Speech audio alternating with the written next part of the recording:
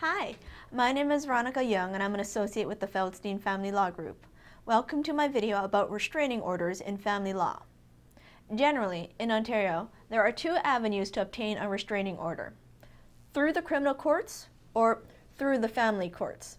The main difference between these two are simply that the family law and criminal law have different criteria for their respective courts to grant the restraining order. Here in this video, I'll focus on restraining orders in the family law context. Against whom can a family law restraining order be made? Well, according to the Family Law Act, a court may make an interim or final restraining order against A spouse or former spouse of the person applying for the restraining order, or B, a person the applicant is cohabitating with or has cohabitated with for any period of time, even if that person is not a spouse or former spouse. Under the second category, the term cohabitating in this context refers to someone the applicant has lived with together in a conjugal relationship, essentially a marriage-like relationship, regardless of whether they are married or unmarried. This means that the family court can grant a restraining order against a husband, a wife, a live-in girlfriend, or a live-in boyfriend, but not your spouse's friend or relative. The next question is then, what are the grounds for a family law restraining order?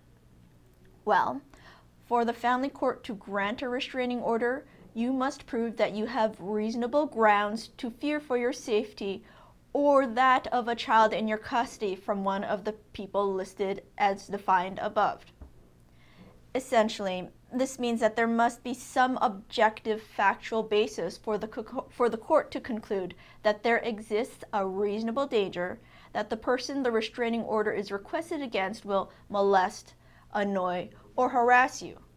However, the level of annoyance must be more than trivial or casual annoyance. Next then, what does the restraining order do? Well, if the court finds that a restraining order is appropriate in your circumstances, they can order a number of different remedies.